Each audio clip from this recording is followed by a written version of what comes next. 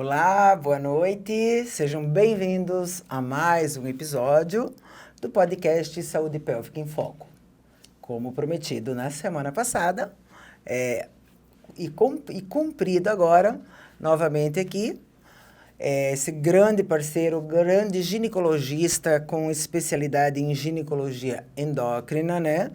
Para a gente continuar o nosso papo informal sobre o bicho-papão da menopausa, que já desde o episódio primeiro, anterior, ele já mostrou que não é um bicho-papão assim que a gente pode lidar muito bem com ele, né, doutor Evandro?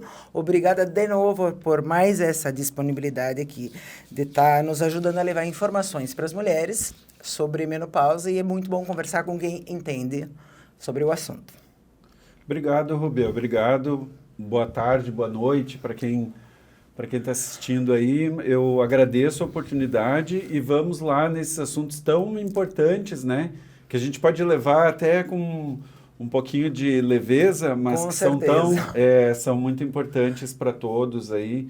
Exato. E a gente tem uma população de pessoas para serem ajudadas e a gente, né? Por isso, esse Está à podcast disposição. hoje, né, a gente estudou muito a existência, a criação desse podcast, porque realmente a saúde pélvica ela envolve muitos tabus ainda, porque aqui a gente fala, além, né, de menopausa, de problemas urinários e proctológicos, a gente fala muito sobre disfunções Sexualidade. sexuais. Aham. E acho que é bem importante mesmo a gente tratar isso com naturalidade e mostrar para as pessoas que a nossa saúde pélvica ela tem que estar em foco, e para tudo dá-se um jeito, né? A gente sempre tem uma forma de estar melhorando tudo.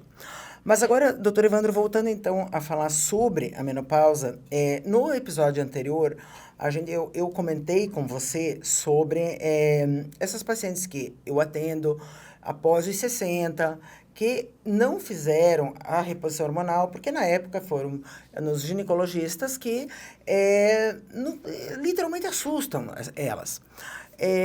Mas eu gostaria então agora, você como especialista, né, nessa parte de endocrinologia ginecológica, eu gostaria que você me falasse um pouquinho sobre os tipos de reposição, os riscos e os benefícios.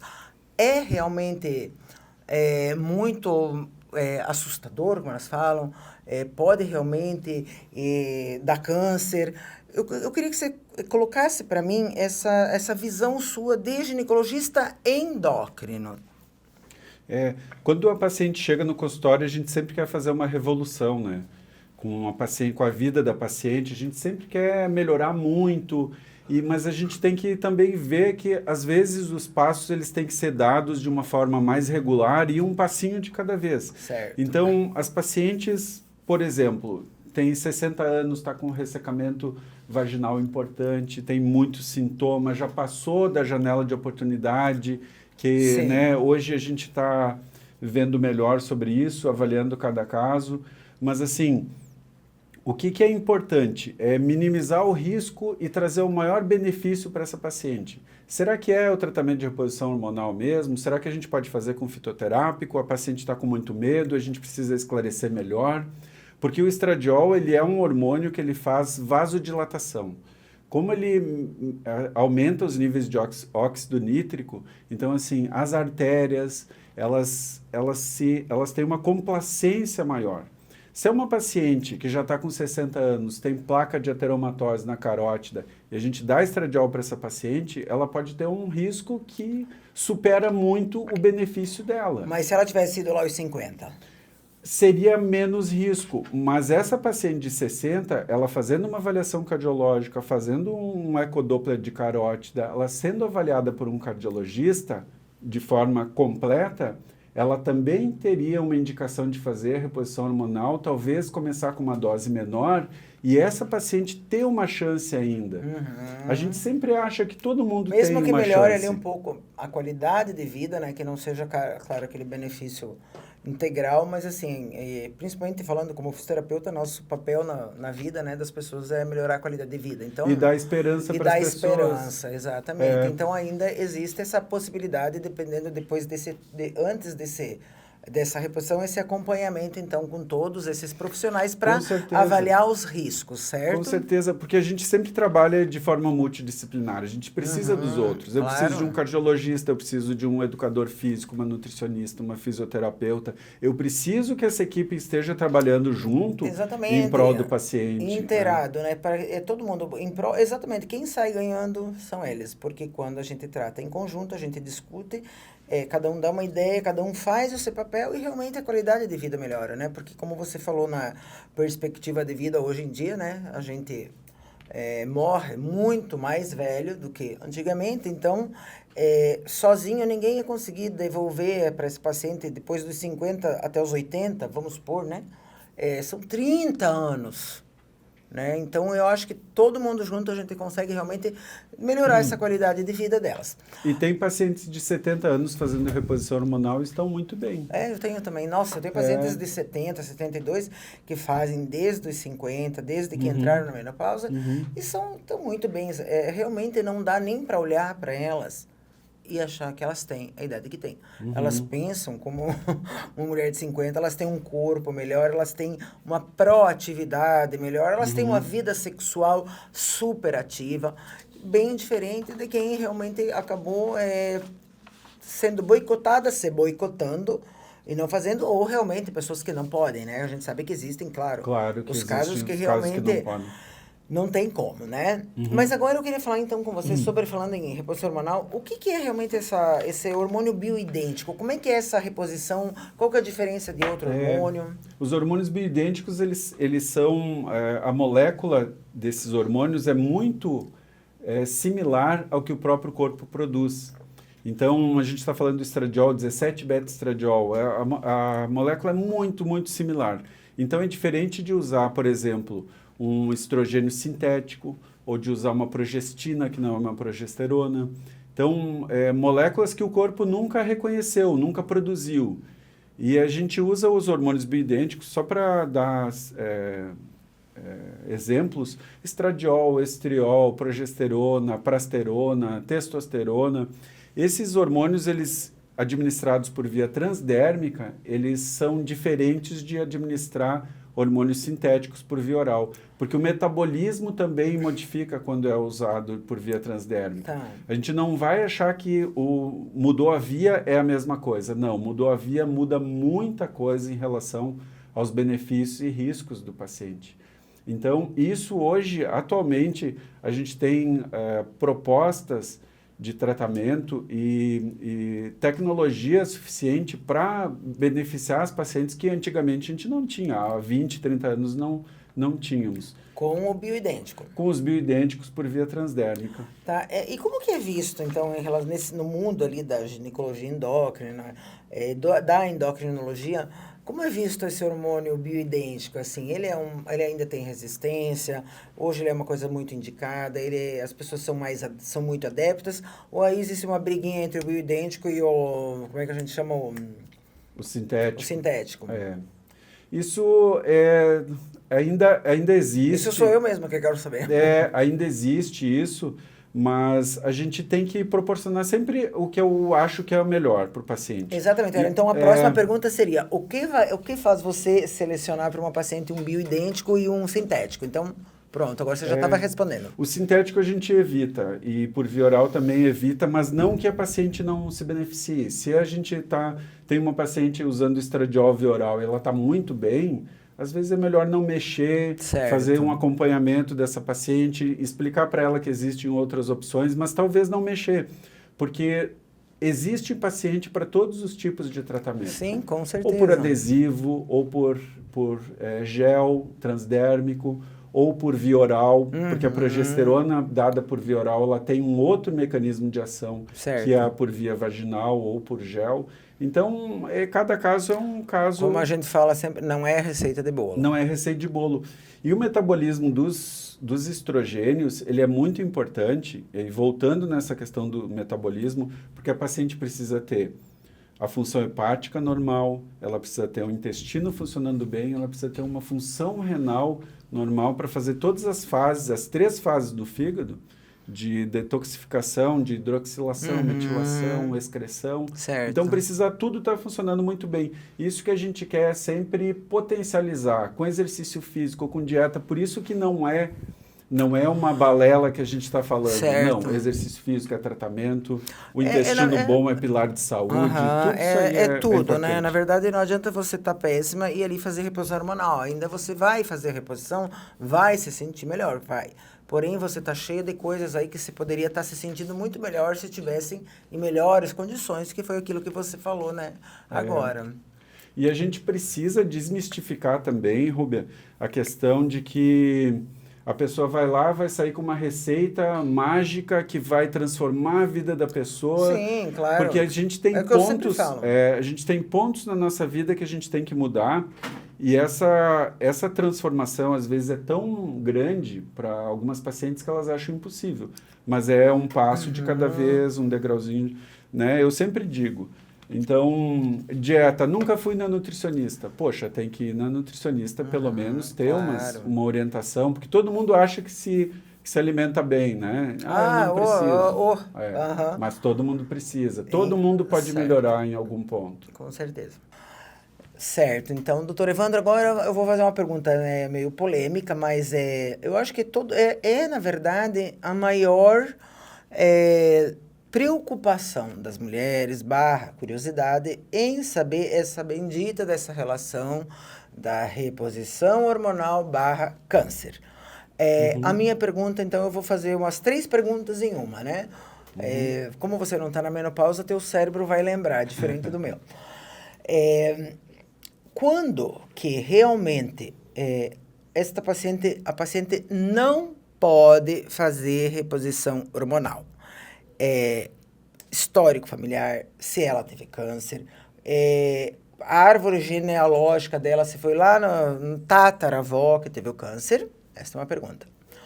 A segunda existe uma diferença na causa, por exemplo, uma alteração ali, um aumento da causa do câncer, por exemplo, a probabilidade, de desenvolver o câncer é maior para quem usa hormônio sintético, esse tal do bioidêntico, ele diminui um pouco os riscos, tá? Deixa só 2 por enquanto, porque talvez você responda a terceira na nossa conversa agora. Essa é uma questão que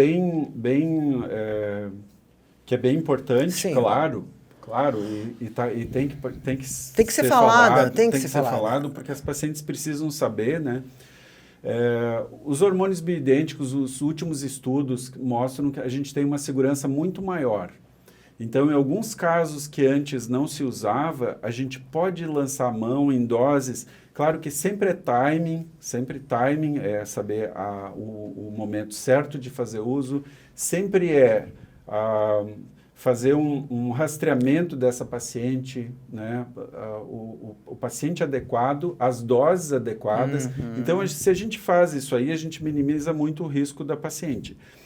Os hormônios bioidênticos, os estudos mostram que eles são mais seguros de serem usados, porque antigamente o que tinha mais relação com o câncer era usar os hormônios sintéticos por via oral.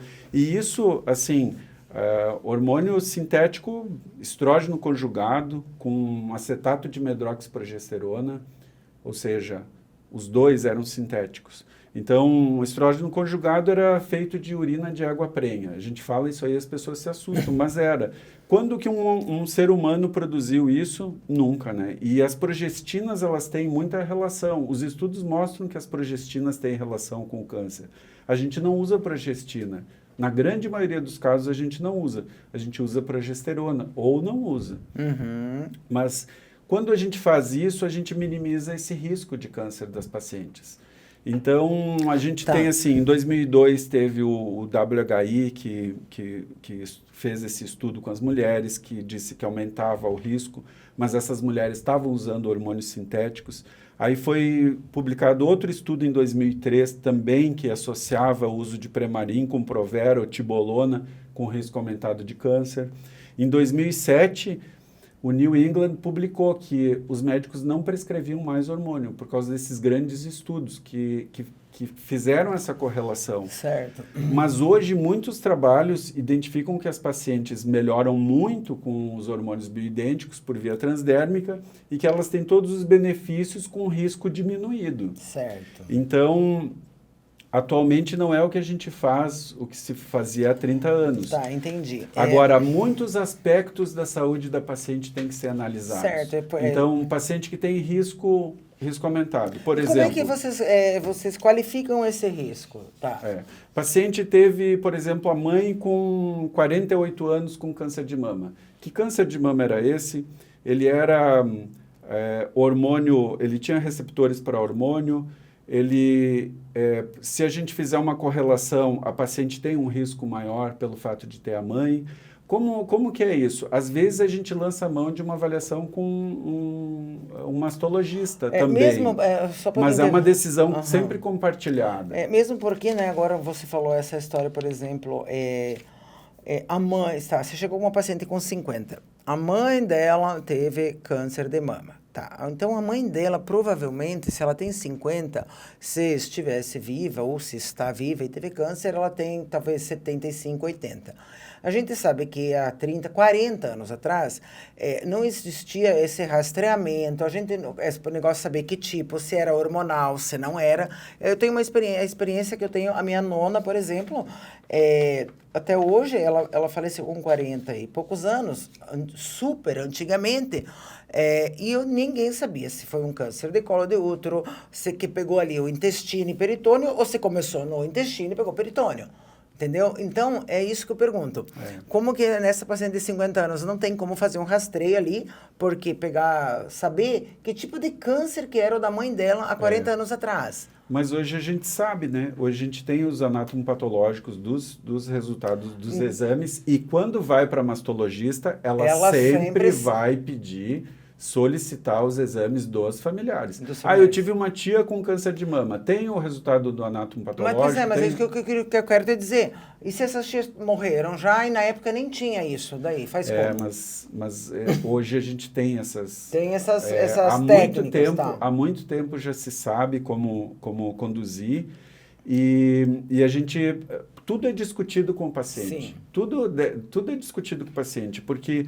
Quando a gente coloca em pratos limpos o que ela tem de benefício, também cabe a ela decidir.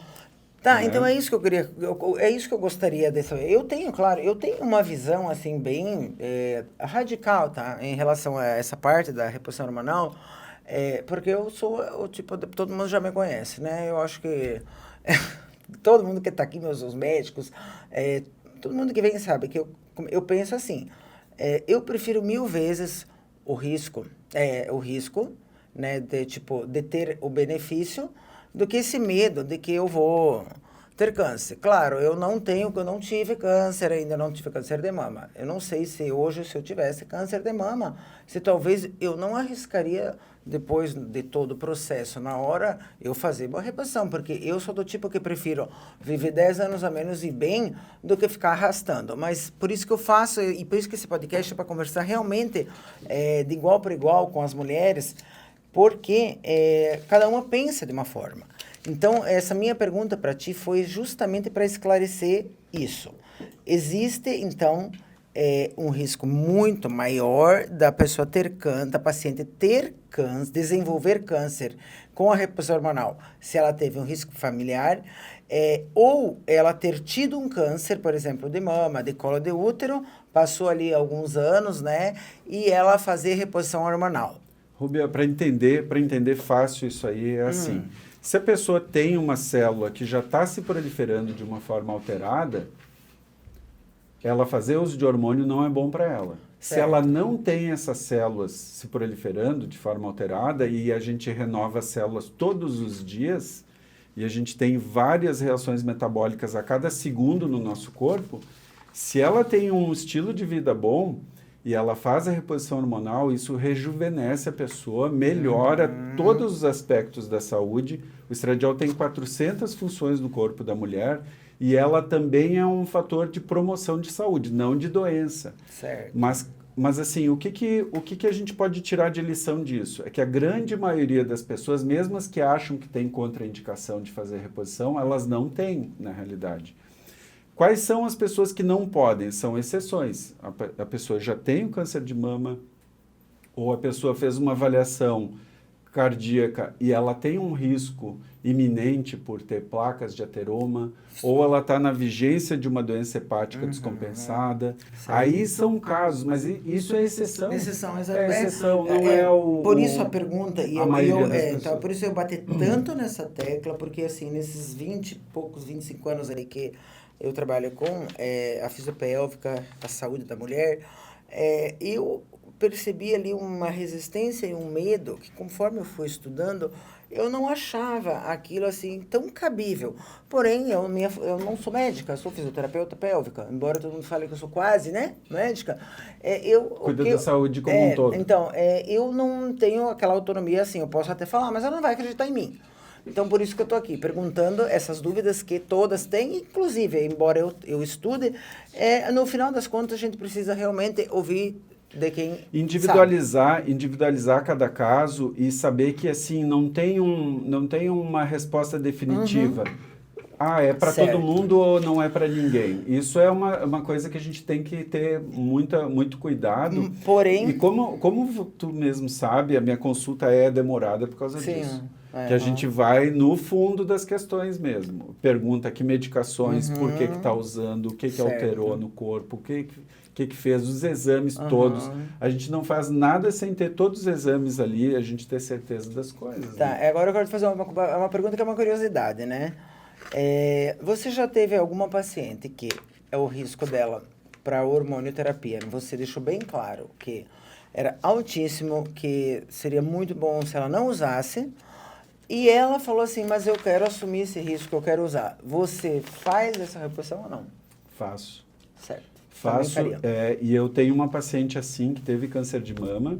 Ela fez uma avaliação com a mastologista, nós conversamos a 3 sobre isso. Ela estava sofrendo tanto com a menopausa e o tipo de tumor dela permitia isso, mas ela estava sofrendo tanto que ela disse, não, eu estudei, eu sei, eu fui atrás de informação e a gente fazendo dessa forma, talvez eu consiga ter uma vida melhor. E o câncer dela, ela há mais de 10 anos que ela... Tinha tido remissão? Que ela tinha... Certo.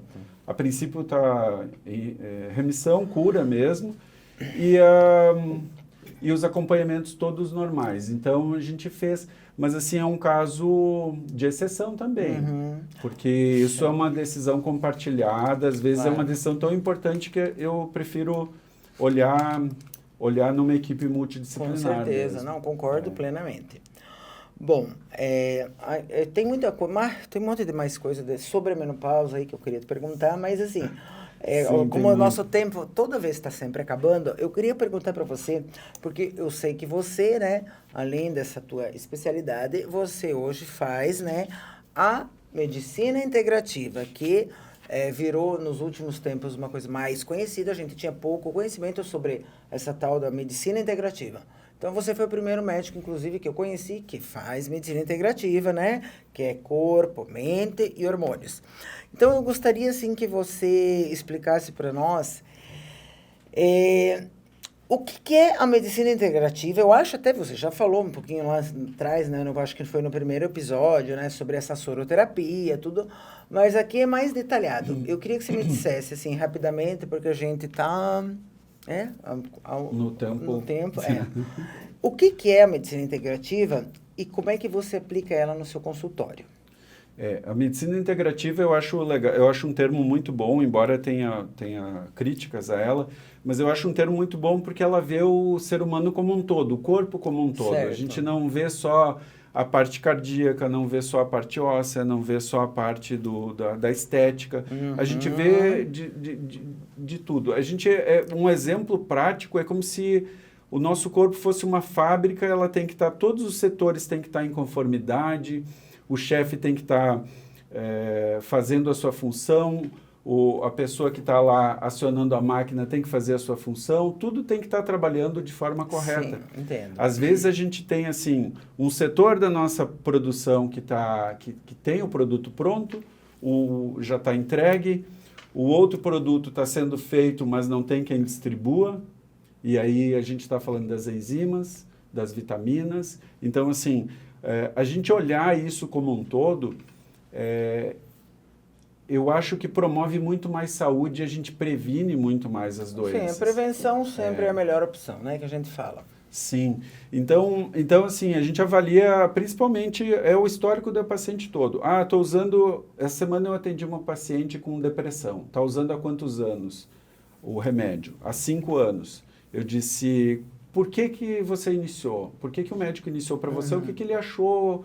Que situação que você estava passando? Não, eu tive um evento que foi muito estressante para mim há 5 anos e eu estou me apoiando nesse remédio. Foi uma tristeza, na verdade, né? E aí uma antecipação aí, porque a gente sabe que a diferença de depressão e tristeza é uma coisa que passa.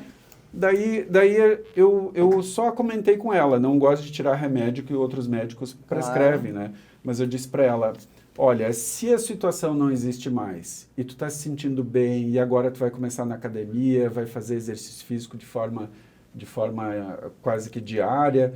Quem sabe no futuro a gente possa já... Porque a queixa dela era a diminuição na libido. Claro. Os antidepressivos, principalmente da classe que ela usava, eles vão dar diminuição na libido. Então, às vezes, só parando com o remédio que ela não precisa mais, ela já promove a saúde. Eu acho que a medicina integrativa também é analisar por esse lado do que a gente ficar só... o paciente está com um problema com dor de cabeça, analgésico. Está com depressão, antidepressivo. Está com hipertensão, antihipertensivo. Então, eu acho que é analisar de uma forma mais global, não tirando a importância da medicina mais tradicional, não tirando. Lógico, claro. Se a gente está vivo aqui hoje é por causa da medicina tradicional. Que tudo é uma soma, né? A gente pode fazer as duas medicinas. Aquilo que traz melhora para a qualidade de vida, que traz longevidade, né? Que eu acho que todo mundo quer viver muito, não para sempre, lógico, mas assim, bastante. Se administrar um pouquinho de cada coisa. E a gente tem que olhar, quando a gente fala em medicina integrativa, a gente está falando em equilíbrio hormonal, na dieta, no sono bom, né? O sono que é tão importante, a gente menospreza, porque a nossa vida não nos proporciona, às vezes, ter um sono adequado, as horas de sono adequado. A gente não se expõe à luz solar, porque a gente está sempre num ambiente de luz artificial. Então, assim, mas dentro dessa vida moderna que a gente está vivendo, a gente pode mudar uma coisa aqui, outra ali para melhorar? Pode, sempre pode melhorar. Eu entendi o espírito da coisa. Então, esse é o espírito da medicina integrativa. Quando você falou agora na vida moderna, na falta de sol, né? Você mesmo, que eu acho que eu mostrei meu exame, minha vitamina D estava em 14. Por daí eu comecei a pensar, meu Deus, eu vivo 12 horas por dia dentro da clínica, não tem aonde que eu pego o sol? A alimentação não almoço. Todo mundo sabe que quando me vê almoçando, as secretárias tiram até foto. Meu Deus, é um milagre. Então, realmente, essa medicina integrativa, essa parte que você fala, alimentação, sono, estresse, principalmente, realmente inclusive eles impactam nos nossos hormônios. Né? Com certeza. Então, é muito bom você estar falando sobre isso, porque é um assunto realmente ainda que gera muito mimimi, tá? É muito mimimi em cima da medicina integrativa. Mas, assim, como eu te conheci e achei a tua ideia muito interessante, porque saúde integrativa também significa aquela coisa multidisciplinar. Você está ajudando num todo esse paciente, né? É isso. Bem, minhas pacientes que foram para você gostaram muito da medicina integrativa. Obrigado. Bom, doutor Evandro, tenho mais coisas sobre a menopausa. Aliás, assim, além de menopausa, eu queria muito discutir com você nos próximos episódios sobre a ginecologia em adolescente, esses implantes hormonais ali, por que um dá escape, outro não dá escape, mas não adianta, porque daí a gente vai amanhecer aqui, né? Bastante coisa pra gente Mas a gente vai marcar, com certeza, uns próximos episódios, porque que nem disfunção sexual que eu falei pro nível... A gente vai sentar aqui e nós vamos passar a vida discutindo. E aqui nós vamos passar a vida discutindo. Joia. Então, para encerrar, o que eu queria saber? Queria que você saber qual conselho que você daria para uma mulher que sente que ela não é mais a mesma? Isso é uma boa pergunta, assim. Eu acho que busque ajuda. Busque ajuda, converse com um profissional. Sempre tem que ser alguém que faça sentido para a pessoa. O que a pessoa fala tem que fazer sentido. Eu digo para as pacientes, o que eu falo tem que fazer, a maior parte do que eu falo tem que fazer sentido. Se não faz sentido, procure um profissional que faça sentido, que faça sentido, porque a pessoa vai precisar de ajuda, ela vai precisar de um acompanhamento, ela vai precisar de alguém que escute ela e que ela possa entender que o que ela está passando não é o único dela. Então, assim, hoje a gente tem a divulgação, eu tenho meu Instagram. Então, isso que eu queria falar, como é que as pessoas fazem, né, para te conhecer melhor, qual que é teu site? Sim, porque além de mim, tem muitas pessoas que podem estar encaminhando pacientes para você, para conhecer melhor realmente, né, essa especialidade. Eu tenho um site que é drevandrovante.com.br. Tenho o Instagram, que também a gente está sempre postando. Eu tenho o auxílio da Cris para me ajudar, porque eu realmente não consigo acessar todo dia, fazer todo dia. Mas, assim, os conteúdos muito legais. E a gente está sempre fazendo os podcasts, conversando, fazendo vídeos, explicando a importância dos tratamentos que a gente faz. Além disso, eu escrevi um e-book que é muito legal assim também, está disponível lá no Instagram. Então, com todas as informações sobre a menopausa, os hormônios, as alterações que ocorrem nesse período. Já tive casos de paciente agradecendo muito o fato de ter lido. Eu vejo sempre os depoimentos dos seus pacientes, assim, realmente faz muita diferença, né, na vida. Porque quando a gente vê escrito algo que a pessoa está passando e a gente vê que está descrito por alguém e dizendo, olha, isso existe e tem tratamento... Não tem preço. A pessoa se sente acolhida, né? Exatamente, então, que é realmente a minha proposta, né, que conhecer pelo acolhimento, eu acho que a escuta e a cura, ela começa pela escuta e pelo acolhimento. Então, é bom por isso que você também é parceiro da clínica. Eu quero agradecer também, né, você gostar da fisiopélvica, confiar na fisiopélvica, entender que cada um faz um pouco, né? É muito bom ter essa parceria. Aqui só tem pessoas muito parceiras, grandes amigos, né? Você não é... Eu tenho um amigo de 25 anos, urologista, ginecologista, tenho amigos de 15, tenho amigos de 10, tenho amigos como você de 2, 3, mas aqui senta só quem realmente... Mas a gente parece que se conhece até há mais tempo, exatamente. né? Porque aqui todo mundo tem o mesmo objetivo, né? Cuidar. Dar o melhor para o paciente, não interessa se existe concorrência, não, porque isso não precisa. Então, é por isso que eu gosto disso. Mais uma vez, eu queria te agradecer também, Rúbia, e sempre eu digo para as pacientes, tu vai ter alguém que te abrace ali, te leve no colo para o resto da vida, quando eu encaminho. E é importante, sim, o trabalho de vocês, com certeza. A gente está... E todo mundo ganha, né? O paciente ganha, a gente desempenha o nosso trabalho, que é tão importante, a gente acha que é tão importante, né, o que a gente faz. Então, eu fico agradecido também de poder participar. Não, a gente vai conversar muito e a gente vai fazer... Assim, por hora, a gente começou esse podcast há uns 4 meses, né, Amanda, mais ou menos. Por hora são entrevistas de forma descontraída, vão ter grupos de estudo, vão ter várias especialidades juntas, gineco, uro, e a gente tem muitos planos para o nosso podcast com vocês que fazem parte da nossa vida. Muitas conversas úteis, né, para todo mundo, que os pacientes precisam, né? Muito obrigado mais uma vez pela tua disponibilidade. Eu sei que a tua agenda também é surreal, como a minha, mas assim, você tirar um tempo para vir aqui falar sobre isso é muito bom e é muito importante para a saúde pélvica, para o foco, para aquilo que a gente quer, né? A nossa saúde pélvica tem que estar em foco, tanto a da mulher quanto a do homem. Com certeza. Obrigada. Eu agradeço, Rubia. A gente se vê por aí. Muito obrigada. Obrigado. Tchau. Até o próximo episódio. Até.